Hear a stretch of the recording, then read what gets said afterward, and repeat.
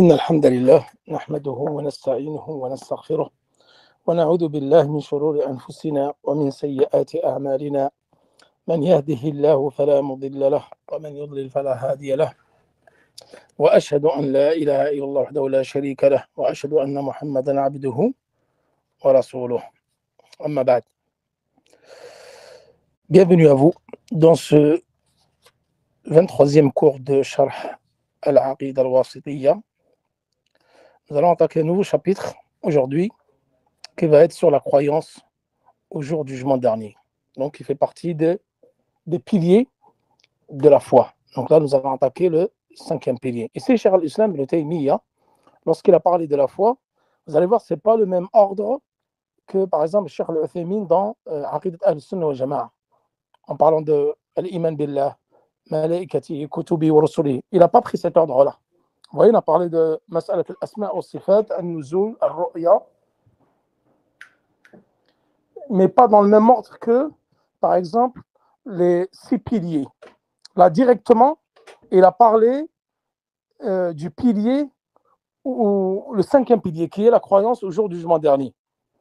Ensuite, après cela, il va parler du 6e pilier, qui est la croyance au destin.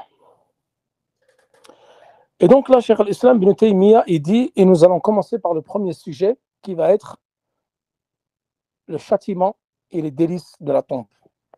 Donc, qui est la première étape de la vie après la mort. Ala wa hiya al-hayat al-barzakhiyya.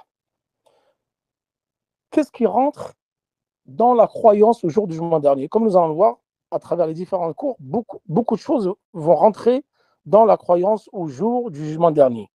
قال شيخ الإسلام ابن تيمية ومن الإيمان باليوم الآخر الإيمان بكل ما أخبر به النبي صلى الله عليه وسلم مما يكون بعد الموت.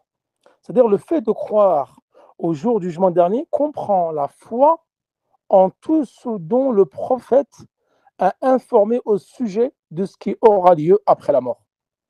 Tout ce qui aura lieu après la mort, ça fera partie de la croyance au jour du jugement dernier. Al-Iman bil Yawm al-Akhir, qui est le 5e pilier de la foi. Donc, فَيُؤْمِنُونَ بِفِتْنَةِ الْقَبْرِ. Qui ça? Al-Mu'minun, les croyants. يؤمنون بفتنة القبر وبعذاب القبر ونعيمه. أما الفتنة فإن الناس يفتنون في قبورهم فيقال للرجل من ربك وما دينك ومن نبيك فيثبت الله الذين آمنوا بالقول الثابت في الحياة الدنيا وفي الآخرة فيقول المؤمن ربي الله والإسلام ديني ومحمد صلى الله عليه وسلم نبيي. Quant à l'épreuve, donc ils croient, les croyants, ils croient donc en l'épreuve de la tombe, en son supplice et son délice. Quant à l'épreuve, la preuve de la tombe, les gens seront certes mis à l'épreuve dans leur tombe. Et nous allons voir qui seront éprouvés et qui en seront épargnés. On demandera à l'homme qui est ton Seigneur, quelle est ta religion, quel est ton prophète. Alors Allah affermira,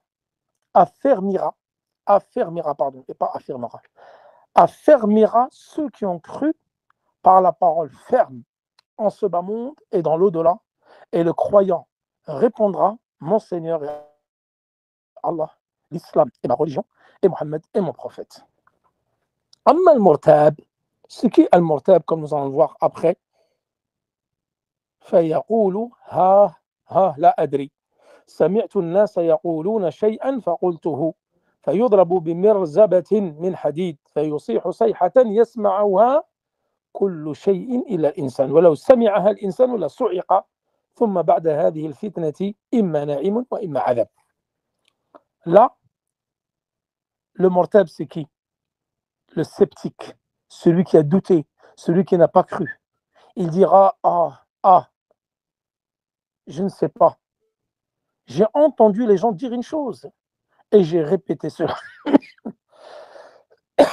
On le frappera alors avec une masse de fer et il poussera un cri que toute chose sur terre entendra, sauf l'homme. Et s'il l'entendait l'homme, il serait terrassé. Puis après cette épreuve, vient une félicité ou un châtiment. Donc soit une félicité, soit un châtiment. Donc Allah subhanahu wa ta'ala il dit, et nous allons voir les preuves dans la sunna et dans le Coran concernant fitnat al-qabr. Il y a beaucoup de choses à dire, donc j'espère que je pourrai finir le cours à temps, sinon au pire des cas on poursuivra samedi prochain, Inch'Allah.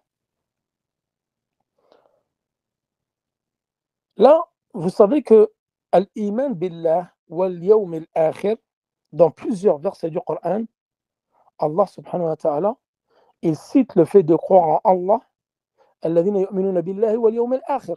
Vous avez dans beaucoup de versets du Coran le fait d'associer la foi en Allah en la foi au jour du jugement dernier. Donc dans 21 passages dans le Coran, 21 versets où Allah mentionne la foi en Allah associée avec la foi au jour du jugement dernier. ومن يكفر بالله وملائكته وكتبه ورسله واليوم الآخر فقد ضل ضلالا بعيدا. Celui qui mécroit en Allah, ses anges, ses livres, ses prophètes, et le jour du jugement dernier sera certes égaré d'un égarement lointain. Et le fait de penser au jour du jugement dernier, car le jour du jugement dernier, il est énormément cité dans le Coran et dans la Sunna. Et nous, on est là sans cesse à se rappeler du jour du jugement dernier. Vous savez pourquoi? Car cela va te pousser à agir, à œuvrer, en pensant régulièrement, quotidiennement, qu'il y a une vie après la mort et qu'il y a une mort après cette vie.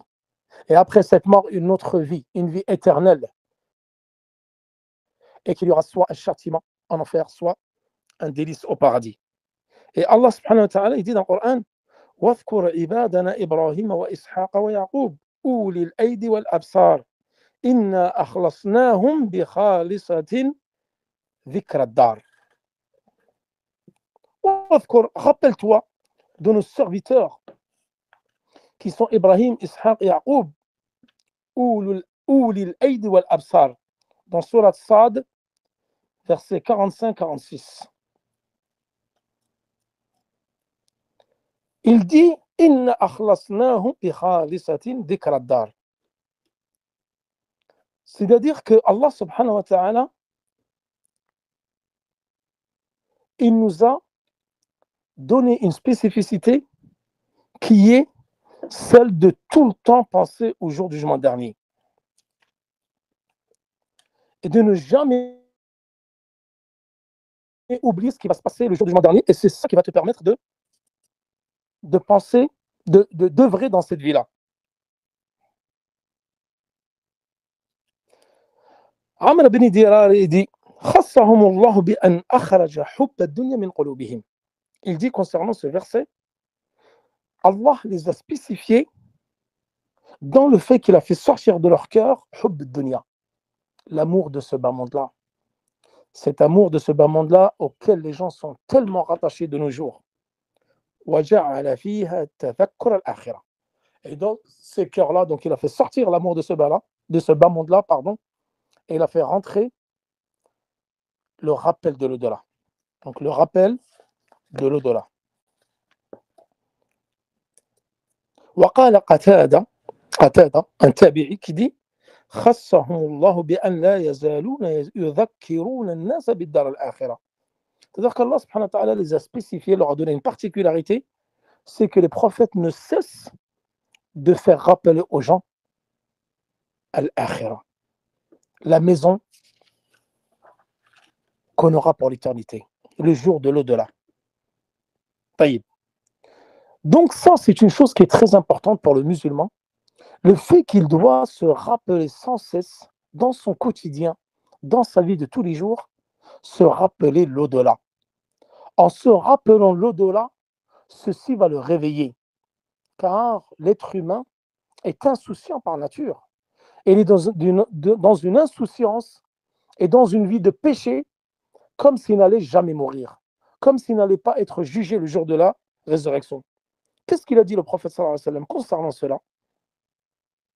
قال كنت نهيتكم عن زيارة القبور فزوروها فإنها تذكركم الآخرة Au début, le prophète sallallahu alayhi wa sallam, ça nous en avons déjà parlé une fois. La cause pourquoi le prophète sallallahu alayhi wa sallam a interdit la visite des tombes, fi bidayat al-amr. Vous vous rappelez?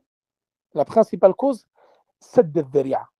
Les sadd al-dhari'a ila al-shirk. Car les Qurayshites pratiquaient beaucoup le polythéisme, et surtout autour des tombes.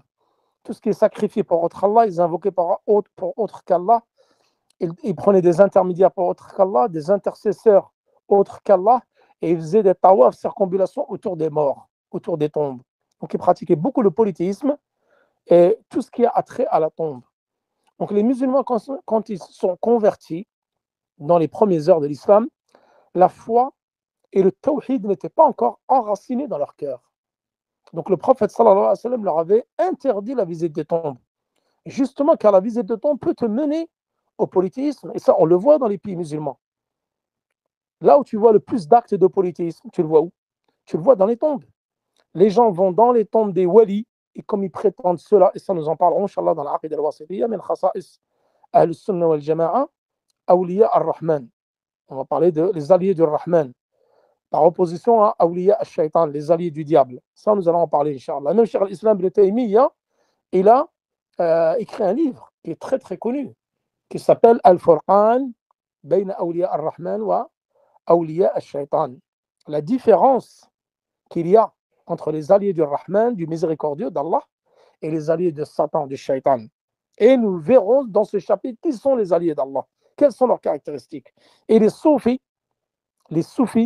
et les asha'ira, qui eux ont pris les alliés et ils font du shirk, ils font du polythéisme en allant invoquer ces alliés-là.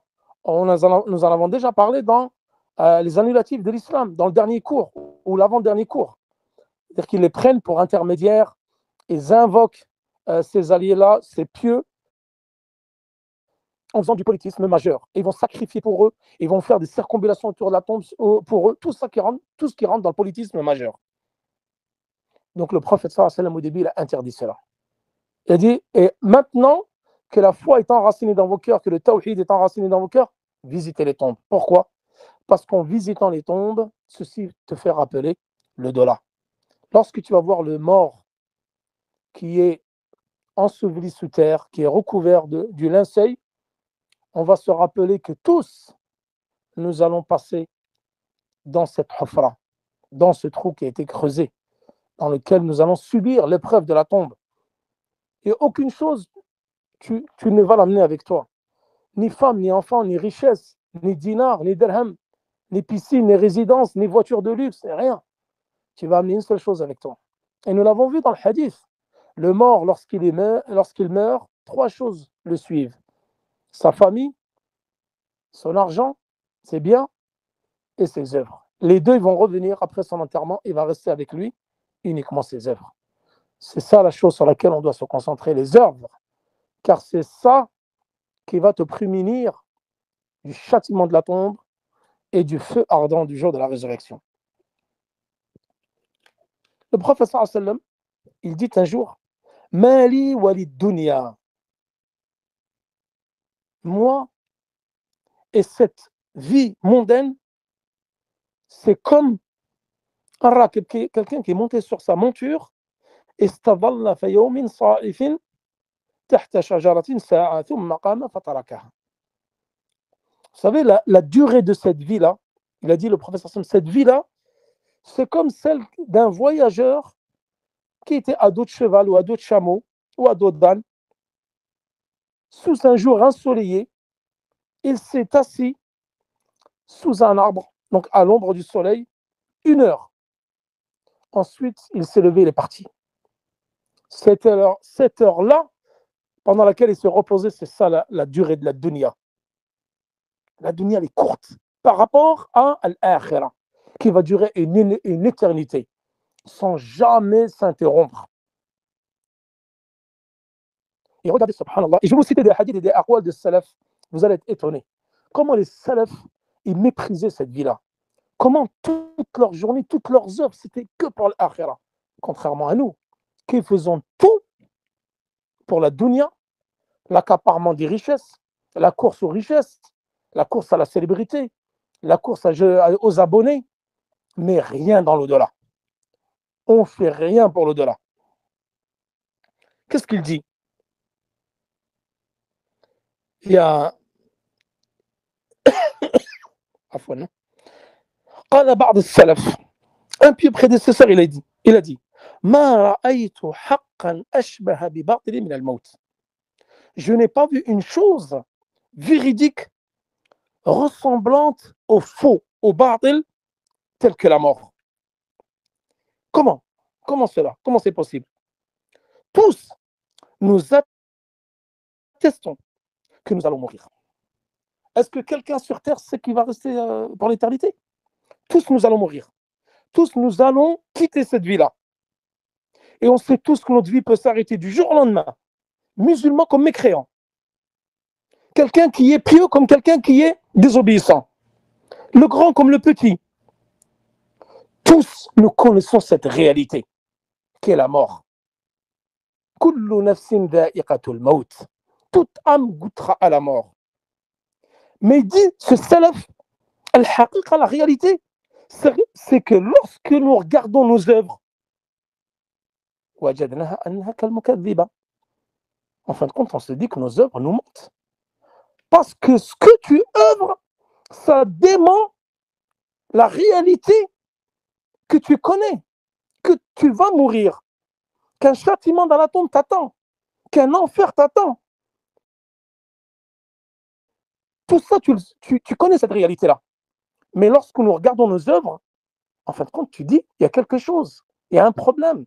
Nos œuvres montrent qu'en fin de compte, on n'est pas conscient de cette réalité-là. Et ça, nous l'avons vu, rappelez-vous, dans les 20 causes pour se débarrasser des péchés. Un livre magnifique, qui est extrait de Uddat al-Sabirin, d'Ibn al-Qayyim, que Cheikh Abdelrazak al-Badr a expliqué, et d'ailleurs dont je reprends l'explication demain.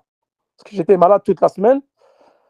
Alhamdulillah, ça va un peu mieux. Toujours fatigué, mais demain, je vais pouvoir reprendre la conférence. Et je referai un résumé des 10 premiers points. Parce que je pense que vous l'avez oublié, et nous l'avons tous oublié. L'être humain oublie beaucoup. Et c'est pour ça que l'être humain s'est appelé Al-Insan. Vous savez pourquoi Al-Insan, Summi Al-Insan, les kathrati nisyanihi. L'homme, il s'est appelé l'homme parce qu'il oublie beaucoup. L'être humain oublie beaucoup. Et d'ailleurs, il disait, mais lorsqu'on voit un salaf, ça c'est qui disait ça? C'est un salaf, c'est un pieux prédécesseur, des gens qui passaient l'adoration du matin au soir.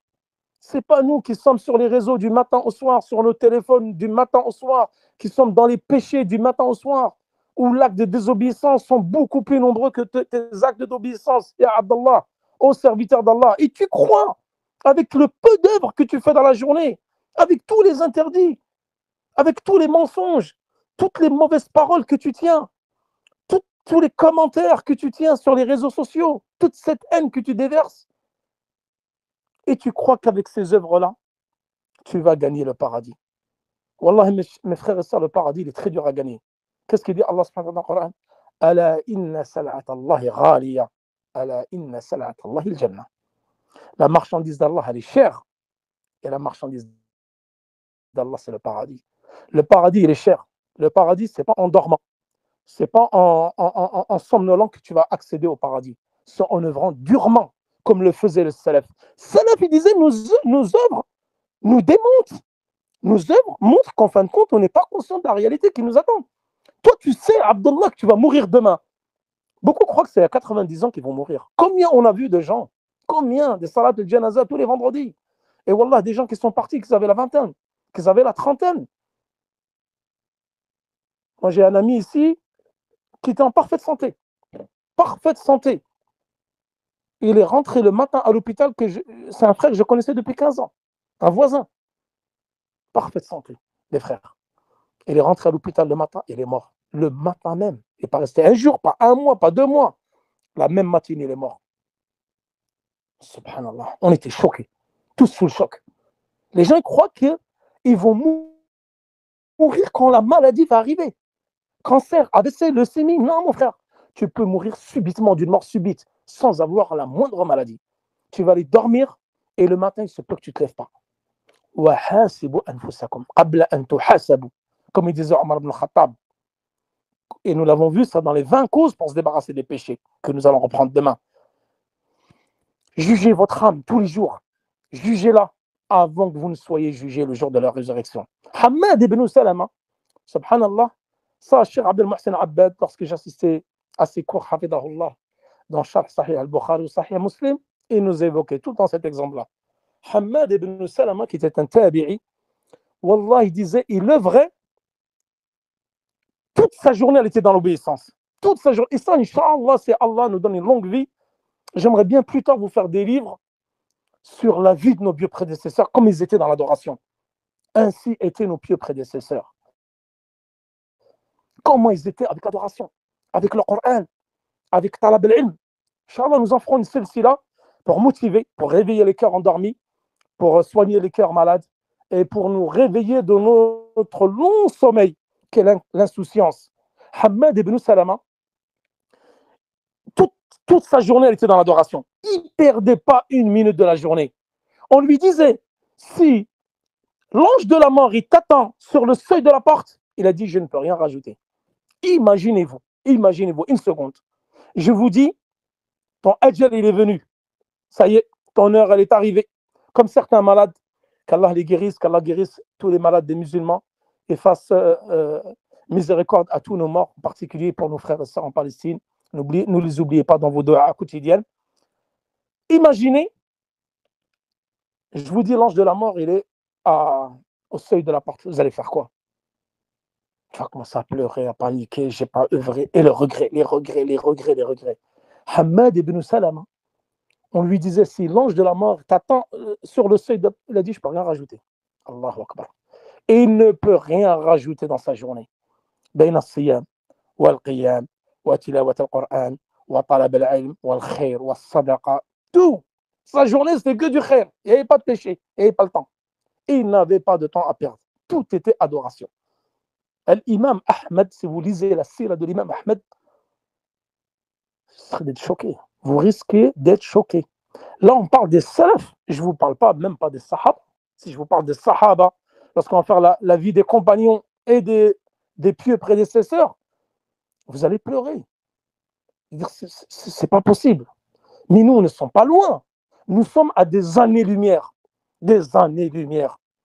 Eux, ils pleuraient de peur de que leur adoration ne soit pas acceptée. Nous, on ne fait rien de la journée et on croit que ça va être accepté.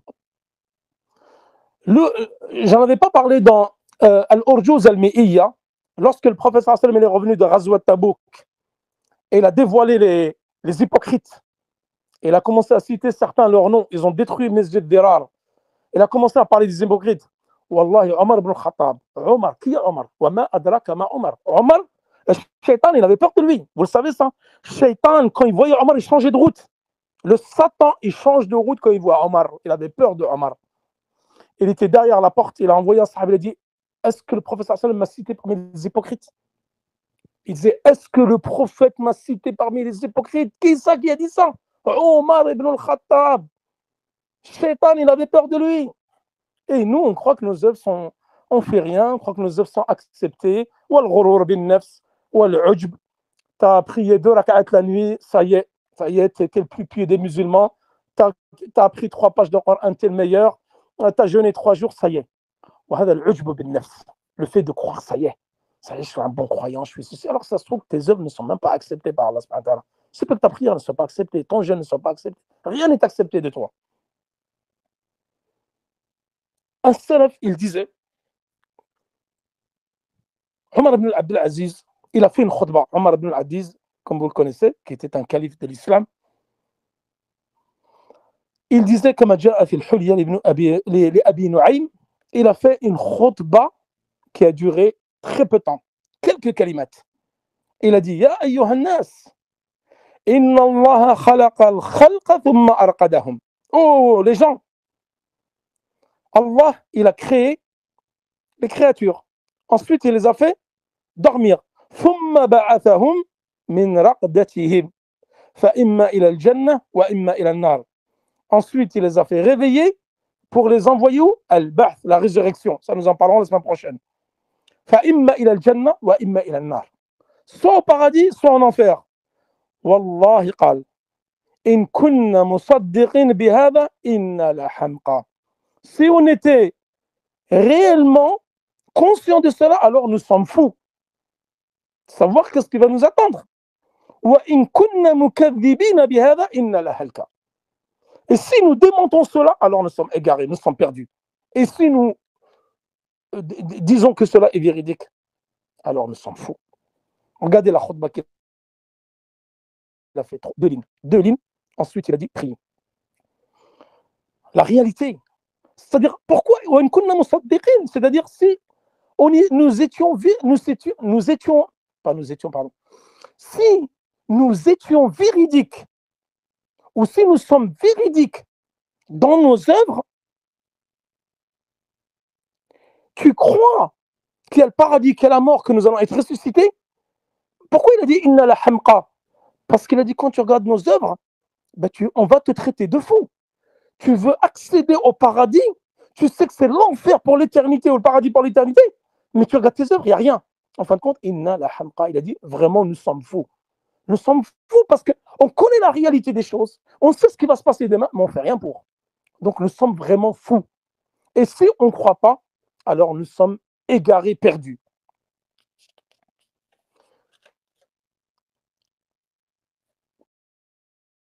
Al-Iman bil Yawm al-Akhir, pour revenir au cours, il a 3 mawdou'a, 3 points qui sont importants dans la croyance au jour de la résurrection. Ensuite, on va parler du châtiment de la tombe et ses délices. Le cours va être un peu plus long que d'habitude, mais ce n'est pas grave. Comme ça, on essaie au moins de finir. Ta al-Barzakh. Donc, premier mawdou', quand tu parles de la croyance au jour du jugement dernier, il y a 3 étapes. Et ça, j'en avais déjà parlé dans l'Usul al-Thalatha et dans Aqidat al-Sunnah wal-Jama'a. الموضوع الأول الذي يتعلق بالإيمان باليوم الآخر هو البرزخ والحياة البرزخية. C'est-à-dire, tout ce qui va arriver tout de suite après la mort, tu as la vie sous terre, la vie dans la tombe. On appelle ça al-hayat al-barzakhiyya, al-iman bil-barzakh. Ensuite, deuxième chose, yawm al-qiyamah. Et ça, nous allons en parler la semaine prochaine. Ahwal al-qiyamah. Tout ce qui va se passer au qiyamah, al-ba'th, al-nushur, al-hisab, al-mizan, al-jaza', al-sirat, al-hawd, إلى غير ذلك. Ensuite, الموضوع الثالث الجنة والنار. Ensuite, après le hisab, après le qantara, والجسر والصراط والحوض, le paradis ou l'enfer. Donc ça, c'est 3 étapes qui vont arriver après la mort. Et fitnatul qabr, donc l'épreuve de la tombe et les délices de la tombe est une réalité. Tout d'abord, le premier point, avant d'évoquer les adillas sur fitnat al-qabr, sur adab al-qabr wa na'imihi, c'est-à-dire le châtiment de la tombe qu'on va subir, car nous allons tous le subir, l'épreuve de la tombe, sauf des exceptions. Et nous allons voir quelles sont ces exceptions et quelles sont les causes qui vont te prémunir du châtiment de la tombe et quels sont les facteurs qui vont favoriser le châtiment de la tombe. Vous voyez, il y a des choses qui vont t'empêcher, il y a des choses qui vont favoriser, qui vont te pousser. Al-Maut, tout d'abord, qu'est-ce que la mort? Là, on parle de la mort. Al-Maut, hiya mufaraqatu ruh lil badan. C'est la séparation de l'âme du corps. C'est comme ça qu'on traduit la mort. La mort, c'est lorsque l'âme s'est séparée du corps. Et que cette âme-là, elle monte et elle descend, comme nous allons voir. وَيَسْأَلُونَكَ عَنِ الرُّوحِ قُلِ الرُّوحُ مِنْ أَمْرِ رَبِّي وَمَا أُوتِيتُم مِنَ الْعِلْمِ إِلَّا قَلِيلًا. Al-Isra, verset 85. Et on te questionnera. C'est qui يسألونك? C'est qui? C'est les Juifs qui sont venus questionner le prophète sallallahu alayhi wa sallam sur l'âme. On te questionnera sur l'âme. قُلْ الرُّوحُ مِنْ أَمْرِ رَبِّي. C'est-à-dire l'âme relève de la science, c'est de l'invisible, de la science qui appartient à Allah subhanahu wa ta'ala. Et vous n'avez reçu que très peu de science. Donc, ar-ruh, l'âme, ne meurt pas et ne périt pas. Donc, l'âme, elle reste pour l'éternité. Et ça, c'est un point très important à connaître. Quand tu meurs, c'est pas l'âme qui meurt, c'est l'âme qui se sépare du corps. C'est ça la définition de la mort. Et là, nous allons voir 5 points importants qui sont en étroite corrélation avec l'âme. L'âme, elle a 5 étapes. Première étape, c'est lorsque l'âme, tu es dans le ventre de ta mère, al-janin, le fœtus. في بطن أمه كما جاء في حديث عبد الله بن مسعود que vous connaissez tous qui est dans الأربعين النووية بحديث الصادق المصدوق أن الجنين إذا مضى عليه في بطن أمه 120 يوما يرسل إليه الملك فيأمر الله فينفخ فيه الروح. Lorsqu'il va atteindre 120 jours, Allah subhanahu wa ta'ala va envoyer les anges et là il va insuffler l'âme. Donc ça c'est la première étape de l'âme. C'est-à-dire, pendant 120 jours, il n'y avait pas d'âme dans ton corps. C'était un corps inerte, sans âme. Et Allah a envoyé les anges qui ont insufflé l'âme. À 120 jours, ça y est, l'âme, elle est rentrée dans ton corps. Ensuite, deuxième étape, c'est lorsque tu sors du ventre de ta mère. Et tu vas être mukallaf. Et ça, c'est une étape qui est très importante qu'on appelle at-taklif. Taklif, on en parle dans toutes les adorations. C'est quoi al-taklif, al-bulugh wal-aql?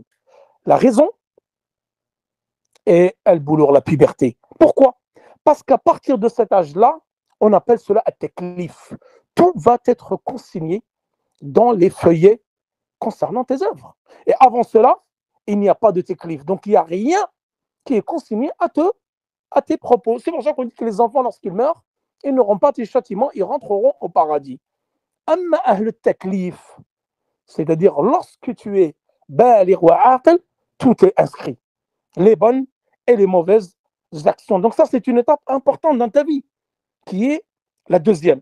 Troisième, تتعلق بالروح الروح تتعلق بالبدن عندما يكون الإنسان نائما. Quand tu vas mourir, quand tu vas dormir. Et d'ailleurs, un-nawm, on appelle ça al-mawtatu sughra. C'est la petite mort. Parce que lorsque tu dors, à savoir que l'âme, elle sort du corps. Et ensuite, à ton réveil, Allah subhanahu wa ta'ala l'a fait revenir. On appelle ça la petite mort. Et nawm, c'est une étape spécifique où les œuvres ne sont pas consignées. كما جاء في حديث عائشة رضي الله عنها رفع القلم عن 3. La plume a été levée sur 3. النائم حتى يستيقظ, celui qui dort jusqu'à qu'il se lève, celui-ci rien n'est compté sur lui, le fou jusqu'à qu'il retrouve la raison, et l'enfant jusqu'à qu'il atteigne la puberté. Donc ces 3 cas-là, il n'y a pas de choses qui sont comptées à tes propos par les anges. Quatrième étape concernant l'âme. هي الروح تتعلق بالبدن في البرزخ. C'est-à-dire, lorsque tu es mort, l'âme ne meurt pas. Elle se sépare de ton corps. Et ensuite, Allah subhanahu wa ta'ala l'a fait revenir dans le corps pour le châtiment de la tombe. Et ça, nous allons voir qu'est-ce qui est châtié dans la tombe. Est-ce l'âme, est-ce le corps, ou est-ce l'âme et le corps ensemble? Et la 5e étape concernant le ruh, c'est ind al-ba'th. C'est-à-dire qu'après, Allah va nous faire ressusciter, puisque nous serons endormis. Et là, d'ailleurs, c'est une mas'ala qui est très importante qu'a évoqué Ahl al-Ilm, c'est le châtiment de la tombe. Est-ce qu'il est permanent, tout le temps, jusqu'au jour de la résurrection, ou est-ce qu'il est interrompu? C'est une mas'ala très importante qui est discutée entre Ahl al-Ilm. قُلْ يَتَوَفَّاكُمْ مَلَكُ الْمَوْتِ الَّذِي وُكِّلَ بِكُمْ. C'est qui va vous faire mourir? Malak al-Maut. Lorsque l'ange de la mort va vous faire mourir, وَالَّذِي وُكِّلَ بِكُمْ تَوَفَّتْهُ رُسُلُنَا. Et là, dans ce verset du Coran, vous avez Sajda et le verset qui est dans l'An'am. تَوَفَّتْهُ رُسُلُنَا. C'est-à-dire nos messagers qui l'ont fait mourir. Donc là, les savants, ils ont dit, c'est quoi? Mais c'est qui fait mourir l'être humain?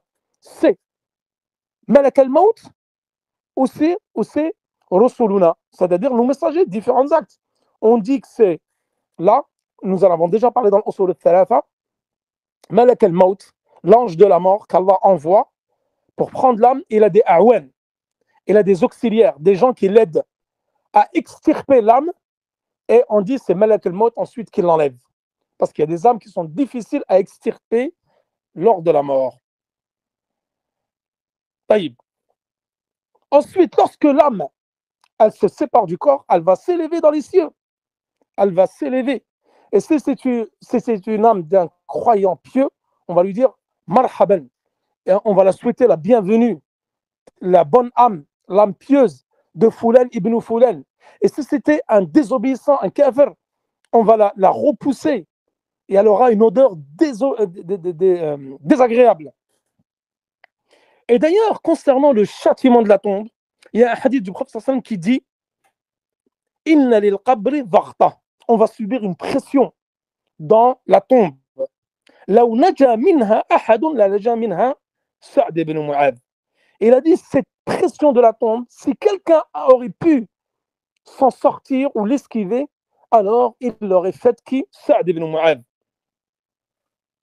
Donc dans cette tombe-là, il va y avoir une pression dharta, ou dhamma, mu'aqqata. On dit que cette dharta, cette pression sur le corps, elle a lieu de façon temporaire pour le croyant, mais elle a lieu de façon permanente pour le mécréant, ou le désobéissant, ou le munafiq.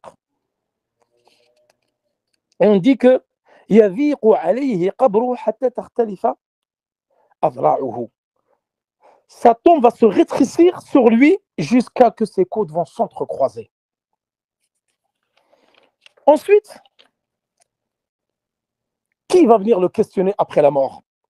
Malakan, kama ja'a fil hadith, comme le hadith de Abi Huraira qui a été rapporté dans Tirmidhi wa ghayruhu, fayatihi malakan aswadan azraqan يقال لأحدهما المنكر وللآخر النكير. المنكر ونكير.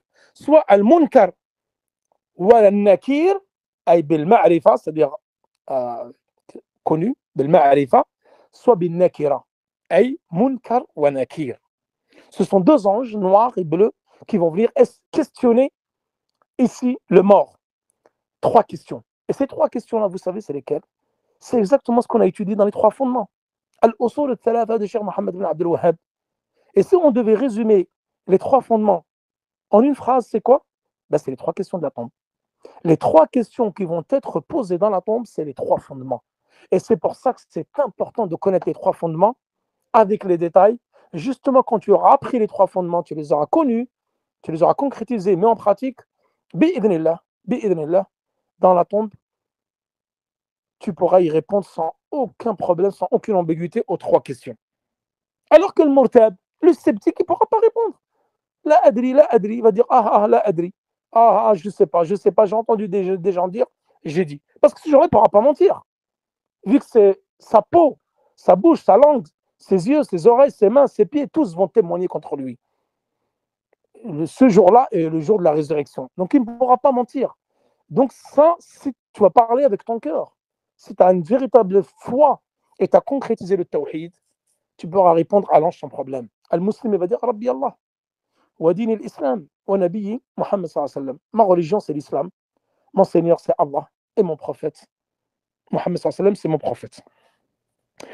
Bon, le cours, il risque d'être un peu plus long que d'habitude. Donc, si vous voulez, j'essaie de poursuivre un peu plus, 10 minutes, et après on arrêtera. Et on continuera la semaine prochaine parce que Al-Iman bil Yawm al-Akhir, il va englober plusieurs cours. Il y a le Ba'th, il y a Al-Mizan, Al-Hisab, Al-Sirat. Il y a plusieurs points qu'on va évoquer en détail. Donc, même si je n'ai pas fini maintenant, nous finirons la semaine prochaine, Inch'Allah. Donc là, le sceptique, celui qui dit je ne sais pas, qui n'a pas appris le tawhid, qui n'a pas concrétisé le tawhid, qui ne connaît pas l'usul al-thalatha, qui ne connaît pas son Seigneur. Et ton Seigneur, tu apprends à le connaître comment? À travers les noms et attributs d'Allah subhanahu wa ta'ala que nous faisons dans la aqida al-wasitiyya. Apprendre à connaître ses noms et attributs. Et le prophète sallallahu alayhi wa sallam, à travers ses hadiths, à travers ses sunan, à travers sa biographie. Et l'islam, tu l'apprends en étudiant la science légiférée. D'où l'importance de la science légiférée pour connaître ta religion et pour que cela soit un rempart contre l'ignorance et l'égarement. Et que cela va te sauver dans la tombe et dans l'au-delà. Donc lui, il va dire, je ne sais pas. alors les anges ils vont venir avec une masse de fer, une matraque de fer, ils vont lui donner un coup entre les oreilles. Il va crier tellement fort que tout sur terre vont l'entendre sauf Al-Thaqalayn, sauf l'homme, et on dit également le djinn. Et si l'homme était amené à l'entendre, alors il serait foudroyé par le cri strident que va pousser celui qui va subir le châtiment de la tombe. Ensuite, un homme, celui qui aura bien répondu, un homme va venir à lui, qui aura une très belle apparence, une belle odeur, des beaux habits, et qui va lui dire, je suis ton œuvre. Et là, l'ange, il va lui présenter une fenêtre sur l'enfer. Il dit, voilà ce à quoi tu as échappé. Et il va lui présenter une fenêtre sur le paradis. Voilà ce qui t'attend pour l'éternité. Et là, le croyant, il va dire, Ya Rab, aqim as-sa'a, aqim as-sa'a. Il veut que la résurrection, c'est tout de suite. Il est pressé, le croyant, que vient le jour de la résurrection pour pouvoir aller le plus vite possible au paradis. Et al-munafiq, wal-asi, wal-kafir, qu'est-ce qu'ils vont dire? Ils vont dire la adri. Il va recevoir un coup de masse et là, il va être foudroyé. Allah, il va le reconstituer. Et deuxième question, pareil. Troisième question, pareil. Et nous allons voir que ce châtiment, il va être éternel jusqu'au jour de la résurrection. Est-ce qu'il va s'interrompre ou pas?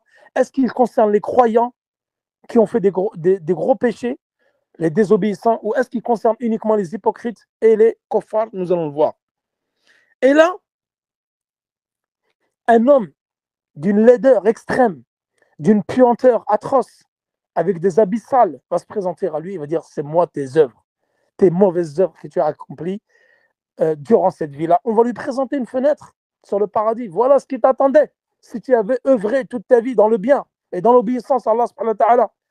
On va lui montrer une fenêtre sur l'enfer et lui dire, voilà ta demeure pour l'éternité. Voilà la demeure qui t'attend. Pour l'éternité, ça dépend s'il il fait partie des pécheurs ou pas. Ça, comme vous le savez, le pécheur ne rentrera pas au paradis min awwali wahla. C'est-à-dire, dès le premier instant, il ne rentrera pas au paradis, il fera un passage par l'enfer. Et sa durée sera plus ou moins longue. C'est Allah qui en décidera. Amma al-munafiq wal-kafir, eux, ça sera l'enfer pour l'éternité. Et là, il va dire, Ya Rab, la taqum as-sa'a. Oh mon Seigneur, ne sonne pas l'heure. Il aura tellement peur et en plus, il va être châtié. Il va être châtié dans cette tombe-là. La tombe va se rétrécir jusqu'à ce que ses côtes vont s'entrecroiser. Et malgré ce châtiment-là, il ne voudra pas que l'heure sonne tout de suite. Il a peur de ce qu'il attend. Quand il a vu ce qui allait être, ce qu'il attend le jour de la résurrection en enfer, il a dit, Ya Rab, la taqum as-sa'a. Ne sonne pas l'heure maintenant. Maintenant, mas'alatul oula, et je terminerai par ceci, car je pense que ça fait peut-être un peu long pour vous.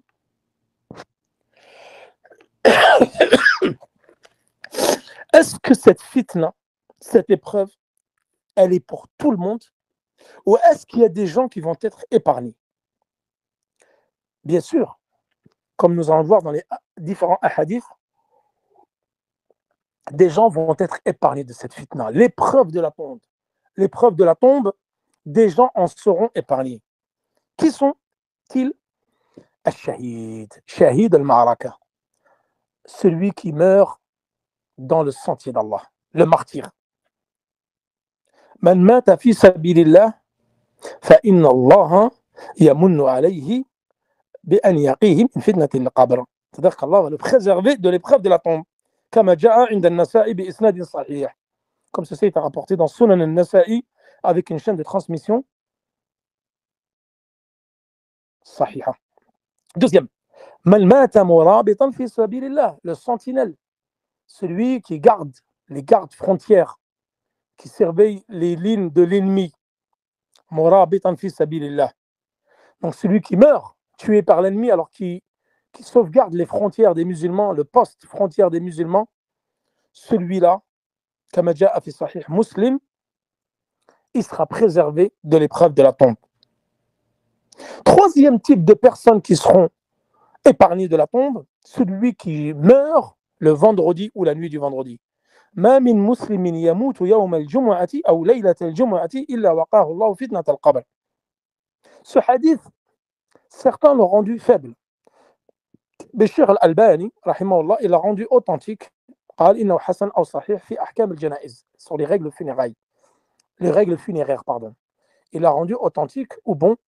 D'autres l'ont rendu dhaif. Donc celui qui meurt le vendredi ou la nuit du vendredi sera préservé de l'épreuve de la tombe. Et quatrième type, al-anbiya.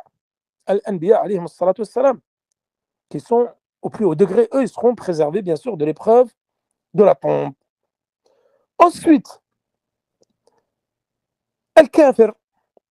Est-ce que le mécréant va être éprouvé dans sa tombe? Il y a une petite divergence entre les savants. Certains ont dit al-mudhir li kufrihi yuftan.